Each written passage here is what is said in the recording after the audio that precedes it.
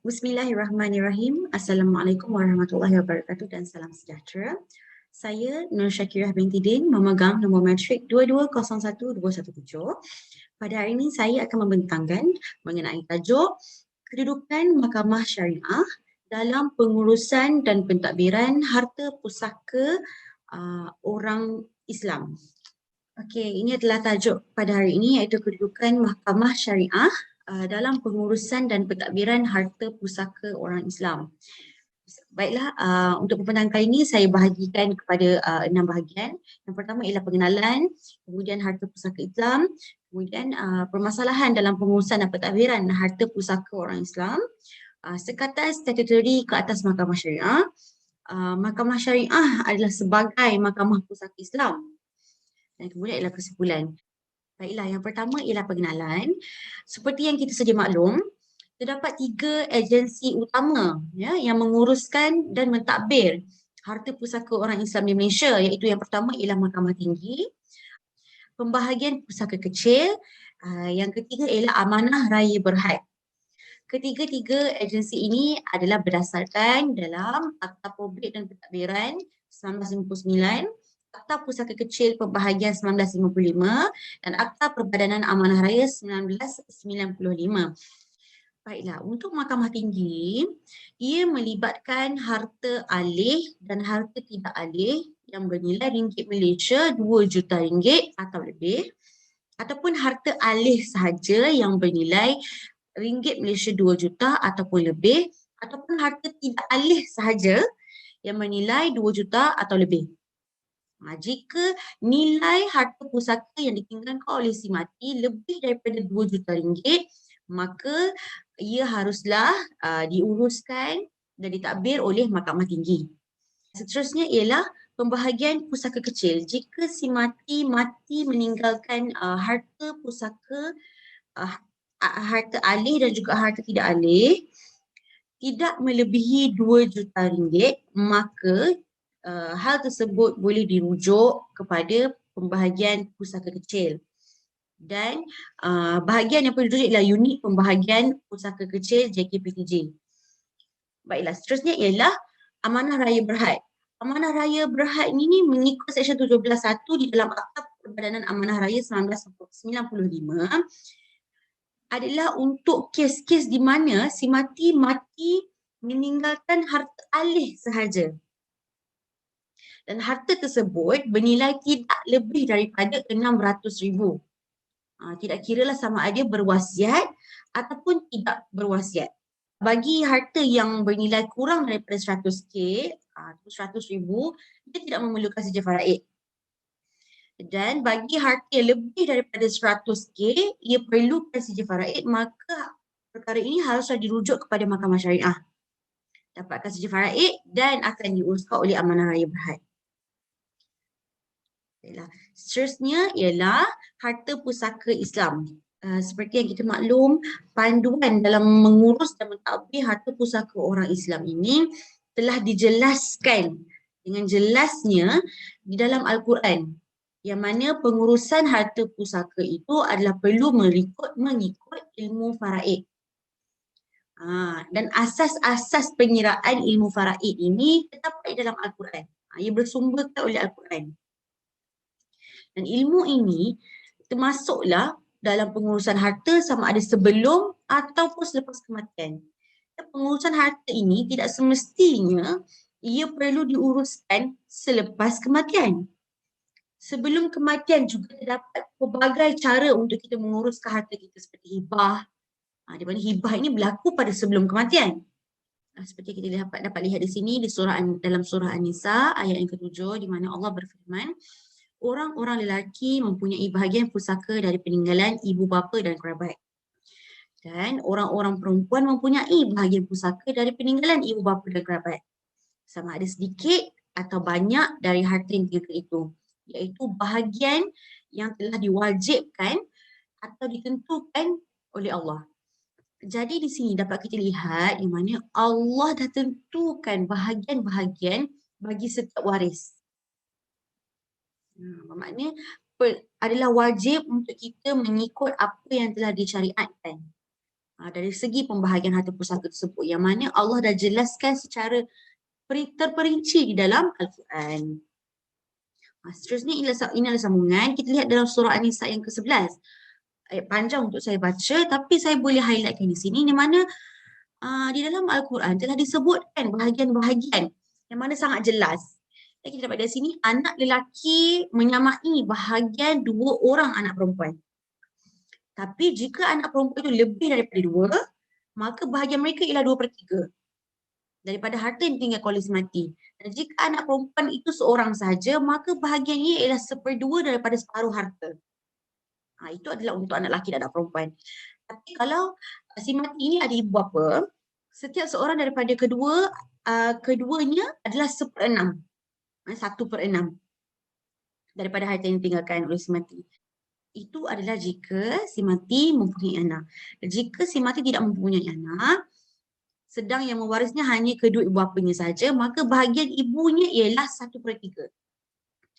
Kalau si mati pula mempunyai beberapa saudara, ada adik-beradik, maka bahagian ibunya ialah 1/6.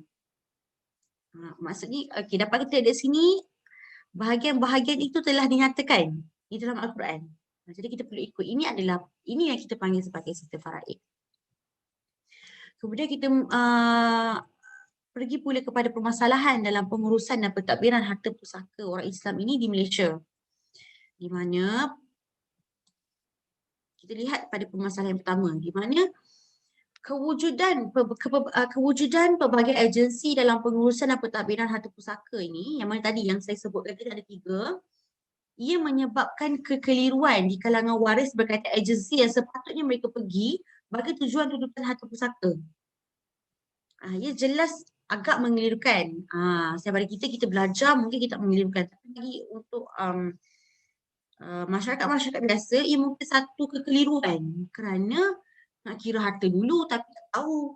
So nak pergi mana satu ni? Kan nak pergi Raya Berhad ke? Sebab kadang-kadang waris-waris ni mereka keliru. Mereka sendiri kadang-kadang tidak pasti dengan nilai harta yang si mati miliki. Jadi mereka tak tahu nak pergi ke mana satu. Jadi tak ada satu tempat untuk mereka rujuk dan mereka dapat selesaikan. Mereka harus pergi mengikut nilaian harta yang ditinggalkan oleh si mati. Jadi kena cari dulu nilai tu. Okey. Apabila wujudnya banyak pengurusan untuk pentadbiran ni, banyak agensi untuk pengurusan dan pentadbiran ni, ia menyebabkan kekeliruan di kalangan waris. Yang kedua ialah perkataan dalam hukum syarak di dalam peruntukan terhad kepada penentuan harta pusaka, waris dan kadar pewarisan sahaja.